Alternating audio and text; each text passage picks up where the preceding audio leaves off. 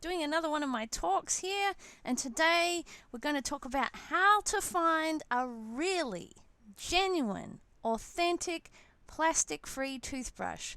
Now, just so you know, if you can't sit here and listen to the whole lecture or watch the video, you can always just go straight to the website. I always do a little article there. The website's www.plasticfreemanifesto.com, and you can just read that. But let's just get on with it. So, how to find a really genuine, authentic, plastic-free toothbrush? Why did I bother with this? Well, this is what happened. My husband and I, about a year ago, went to this amazing place which is in the middle of the North Atlantic Ocean. It's the Faroe Islands, and it's spelt with an F, not a PH. Anyway, this Faroe Islands has been settled for a very long time by people who were basically once upon a time Vikings. Anyway, see this picture here? This little village was called Tjornavik, and it was beautiful and very remote. It's on one of 18 islands, and it's right up sort of the very top. Anyway, we were about the only tourists there. We were on the off season, and you can see that ocean there and those two amazing looking rocks sticking up, and you can see this black sand beach. Anyway, we were just about as far as you could possibly be from Australia. And as you can see on the other side, while we were looking along the beach, we found, believe it or not, plastic toothbrushes and part of a plastic toothbrush, and there's some sort of ring pull there too. But we actually found plastic toothbrushes in this very remote place. And we don't know where they came from. We don't know how they got there. I don't think it was actually the people from the area because they're pretty neat people. But there it was, right in front of me. I couldn't deny it that somehow plastic and plastic toothbrushes were actually polluting the world's beaches. And as you can see, this one's a bit damaged.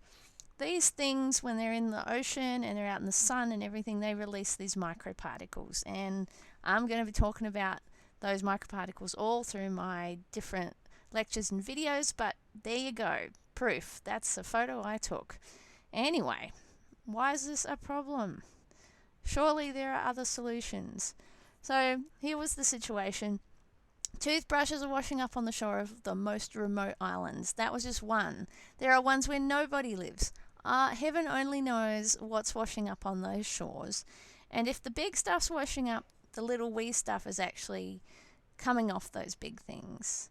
So we know that these organisms that live in the ocean, whether they're very tiny and microscopic or whether they're large, they eat these things.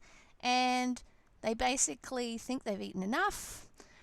It doesn't actually feed them, or they actually get quite ill because they've got plastic stuck in their guts. Anyway, if they survive, they'll die one day and they'll rot away and the plastic will be released. If they don't survive, they'll die and the plastic will be released because it doesn't rot down, and neither does some semi-synthetic things we've been making out of cellulose and so on. Anyway, so it seems to be hard to find a non-plastic or a non-semi-synthetic option, right? So how can we find something? That was my big thing. Here's a fantastic picture I got from, I cannot remember the name. I will post it up at some later point. But as you can see, most plastic toothbrushes are made of lots of little plastic filaments. I mean, this is fantastic. You can actually see that you're rubbing this plastic stuff up against your gums and teeth every day, 3 times or 2 times a day. And if you looked at my other lecture, you know that abrasion or rubbing against something actually can cause the release of these microplastics. So, plastic toothbrushes. This is one of the things we have available. We have a plastic handle, plastic structure, and plastic bristles. And as I was saying, abrasion and microplastic particles kind of go hand in hand. If you rub plastic in any way, it's going to release tiny microscopic particles.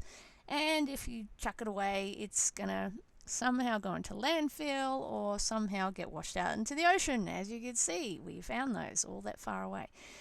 Unfortunately, these seem to be the only things available in most supermarkets. Definitely most supermarkets in Australia. I don't know about Europe. I don't know about other parts of the world. You can let me know, people. So one of the things we do need to do is write and complain to your local supermarket. Why are there no alternatives to just plastic ones? Why can't you give us non-plastic and non-semi-synthetic, non-synthetic brushes? Just ask. You know, you don't have to be mad or bad about it, but just say, hey guys, I'd like an option. That'd be great. So here's another type of toothbrush. It's very beautifully presented here, very lovely. It's the electric toothbrush, and we know one thing, it's made from plastic. And being that it's made from plastic, it's also got plastic bristles. Great for high-speed cleaning. Get those things out. I've used one and I thought it was fantastic at the time, but high-speed plastic, high-speed cleaning means high-speed abrasion and possible high-speed microplastic production. And not only that, I guess every time you brush your teeth with these things, there's the possibility that you're swallowing the plastic. Okay, you swallow the plastic. Maybe it doesn't affect you, maybe it does. The science is not in on this, but they have found plastic in human feces and urine. So I'm a little bit dubious that possibly the body doesn't get it all out, and then anyway your feces and your urine are going to go into the plumbing and out into the treatment plants, and they don't have a handling for it yet. I have seen some recent stuff, but there is no handling yet in place. So again, plastic particles, we don't really want an electric toothbrush, really. It's a lump of plastic when it's finished, or they get broken when you're finished with them. What do you do with it? You chuck it away and you buy another one. So I would like us guys to encourage these companies. I'm not saying never have an electric toothbrush, but can these companies, or can you encourage these companies to make some non-plastic versions with some natural bristles? Not semi-synthetic, not synthetic, not plastic, natural bristles, and we will come to that. And let's give it a metal body or something. Let's just actually give it something that's not plastic. That'd be great. Alright, here we have a picture of some bamboo. They look very nice, don't they? And we're on the right track. So we have bamboo with plastic bristles toothbrush. Great bamboo handle. Problem? Plastic bristles. It's an almost but not quite plastic free. So this is kind of like a half done. The handle's great. That's a little less plastic in the ocean or elsewhere, but we've still got these little tiny particles and these little bristles. It's not really helping, guys. It looks good, sounds good, marking's amazing, but come on, guys, let's get some natural bristles there, please. Alright, now we've got the bamboo brush, a bamboo handle, beautiful bamboo handle, and we've got these interesting looking bristles. Now, some of these are semi-synthetic, meaning they're made out of bamboo that's basically been made into a soup and extruded out into a thread. Then they see how they're black, they actually impregnate them with carbon or charcoal, and this is supposed to be a better cleaning experience and so on. It's a semi-synthetic, folks. So the bamboo handle's great, the semi-synthetics and the charcoal impregnated bristles are not. There is some evidence that semi-synthetic microparticles are having a similar effect as plastic with organism ingestion. They're definitely finding rayon. I would make a bet that most of the cellulose products that we break up and then re-exude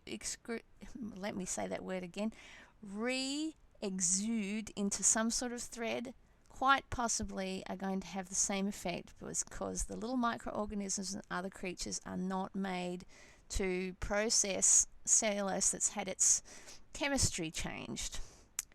Anyway, this one is something else. So that was a semi-synthetic handle and bristles toothbrush. So we've got this stuff called wheat straw. and they've got wheat straw plastic, or they just mix it with polyester, and they add the semi-synthetic bristles, which are either made out of regenerated cellulose from bamboo, etc., or other regenerated things. Basically, regenerated cellulose is taking cellulose from something natural, breaking it all down with various chemicals, and some of the process is pretty bad, and then exuding it out into a cellulose form other than what you would normally find in a tree or in a piece of straw or so on. So the science is not completely in on these things, but at the moment, erring in the side of caution, it's not the best idea. We're still going to be producing microparticles of some sort that nature has never had to deal with in its whole history yet. If it was just like cellulose, like cotton or something that had never been messed around with, maybe. But this is a whole new area, and we're experiencing a whole new set of problems. So there isn't any evidence that they're not producing any sort of microparticles that cause problems. We need to see a bunch of testing before we put these out and say they're environmentally friendly and they're not going to harm anything, because I have my doubts. Anyway, moving along, we've got something called cellulose acetate and boar bristle, and that's a toothbrush you can get as well. Now, I thought, wow, this is pretty good. It's made out of cellulose, but then that acetate bit was on the end, and I went, oh. And then I did a bit more research, and I discovered that cigarette filters are also made with cellulose acetate. That's that foamy bit. Lots of those are floating around the ocean, causing problems and breaking down and causing tinier problems. So I kind of went, right, cellulose acetate's out, but the boar bristles, that's not so bad. This is an almost but not quite. So it's not quite perfect. This one, I came across these on Etsy, and these are very interesting. What do they look like to you? They're actually bone and boar bristle brushes. They're toothbrushes made out of bone and boar bristle. And for any of you who don't know what a boar is, I'll say pig bristles, if that makes it clearer to you. All pigs are generally pretty hairy, boars more so, and for thousands of years we have been using the hair off their backs to make paintbrushes and to make toothbrushes and to make hairbrushes and many other things. And recently, and since the 1950s, I think we went to plastic, which was a bad move, but I'll cover that later. So it's an old technology. This toothbrush is made out of bone, and boar bristles have been around for a little while, and there are people who do living history. They are fortunately keeping this technology alive. So basically, the good thing about a bone handle and pig bristle or boar bristle toothbrush is that it's made of items that aren't going to cause problems for the earth and its organisms. They haven't had a problem dealing with hair or bristles and bones for millions of years. Maybe we might get one or two fossilized toothbrushes when scientists are looking millions of years ahead, but this is a winner. It seems to tick all the boxes.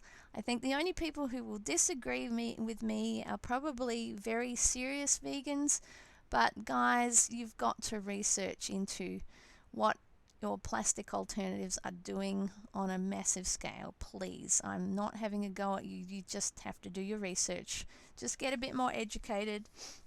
If we can come up with another idea, that'd be great. But currently, this is good. All right, what other ones? Now, this is the toothbrush my husband and I use. As you can see, it's beautiful bamboo handle.